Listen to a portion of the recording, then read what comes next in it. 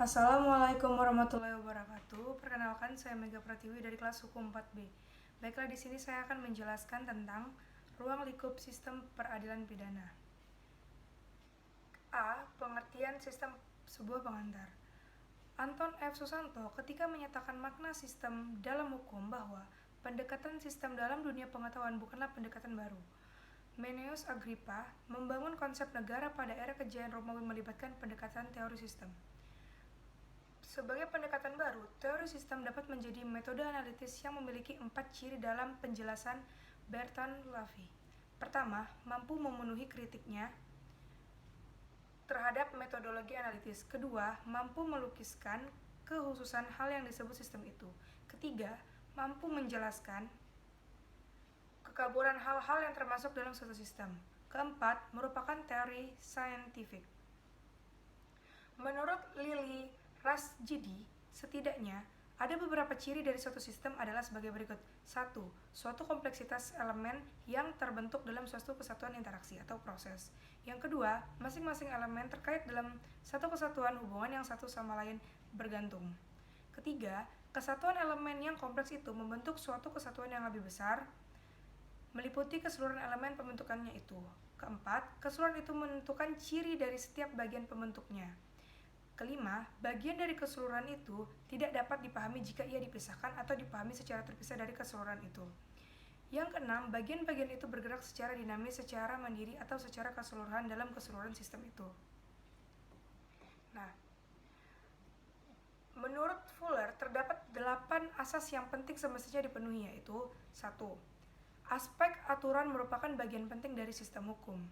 Kedua, setelah peraturan dirumuskan, dibahas, dan diundangkan, peraturan tersebut wajib diumumkan ke hadapan publik. Ketiga, setiap orang dianggap mengerti hukum apabila peraturan tersebut telah diundangkan. Keempat, prinsipnya hukum tidak boleh mundur. Kelima, agar dapat mudah dipahami, seharusnya setiap peraturan diformulasikan dengan kalimat yang mudah dipahami. Keenam, suatu sistem hukum tak boleh mengandung tuntutan yang melebihi dengan apa yang dapat dilakukan. Ketujuh, peraturan sebaiknya jangan sering mengalami perubahan untuk menghindari kehilangan orientasi. 8. Mengupayakan setiap peraturan yang dibuat tidak memberikan ruang gap antara satu aturan dengan aturan lainnya. B. Sistem peradilan pidana menurut pendapat para pakar. Di berbagai literatur, sistem peradilan pidana mendapatkan pendefinisian dari beberapa pakar ahli atau hukum pidana. Nah, setidaknya penulis memahami 5 uraian penting dari lingkup sistem peradilan pidana. Pertama, sistem peradilan pidana dilihat sebagai suatu proses yang berorientasi pada mekanisme atau tahapan administrasi. Kedua, sistem peradilan pidana dilihat sebagai suatu sistem yang berorientasi pada tujuan dan hasil dari peradilan pidana. Ketiga, sistem peradilan pidana dilihat secara komparatif dan beberapa model dan karakteristik. Keempat, sistem peradilan pidana dilihat dari komponen atau subsistem peradilan pidana berorientasi pada sistem kekuasaan formal di bidang hukum pidana, yaitu kekuasaan penyidikan, kekuasaan penuntutan, kekuasaan mengadili, dan kekuasaan pelaksanaan penuntutan. Kelima, sistem peradilan pidana sebagai bagian sistem sosial dari masyarakat. 1. Sistem peradilan pidana sebagai suatu proses. Tentang sistem peradilan pidana dapat dilihat dari elemen kata yang melekat dalam sistem peradilan pidana tersebut. Peradilan merupakan derivasi dari kata adil yang diartikan sebagai tidak memihak.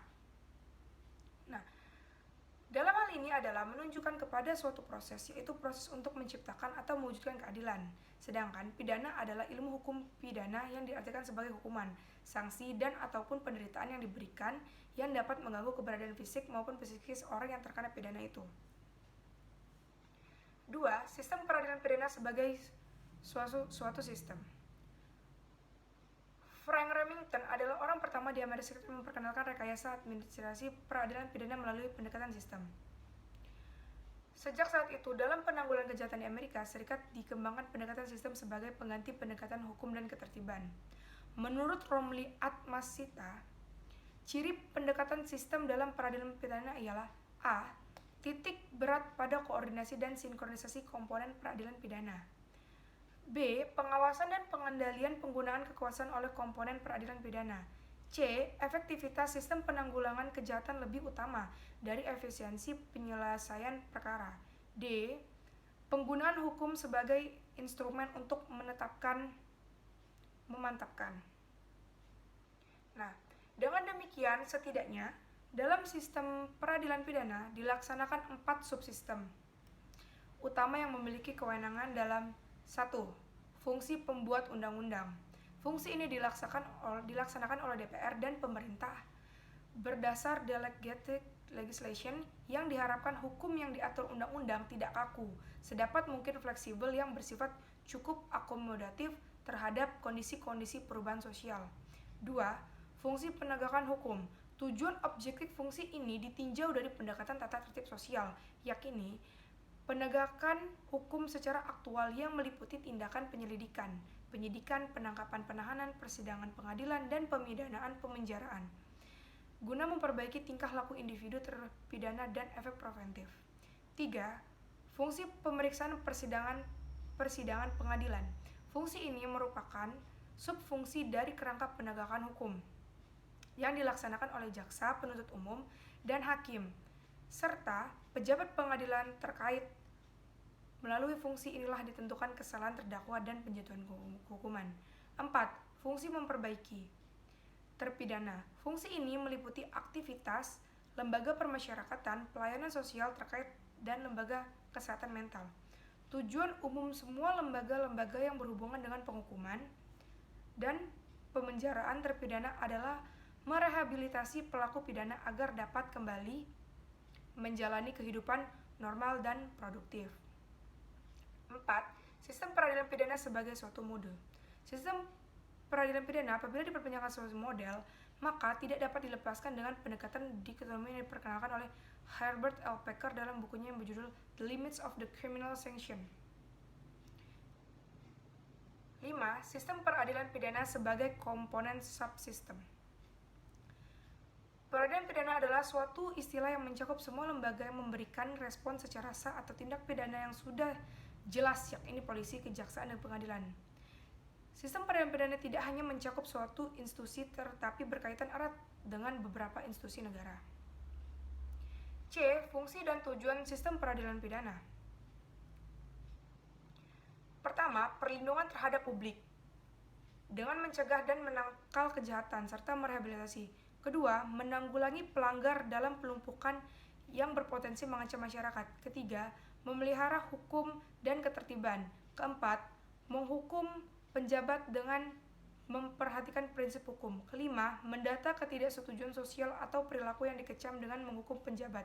Keenam, memberikan perlindungan dan bimbingan kepada korban kejahatan.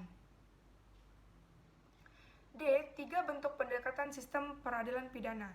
Pertama, pendekatan normatif, ditandai dengan prinsip-prinsip kerja pada ruang lingkup hukum pidana substansif.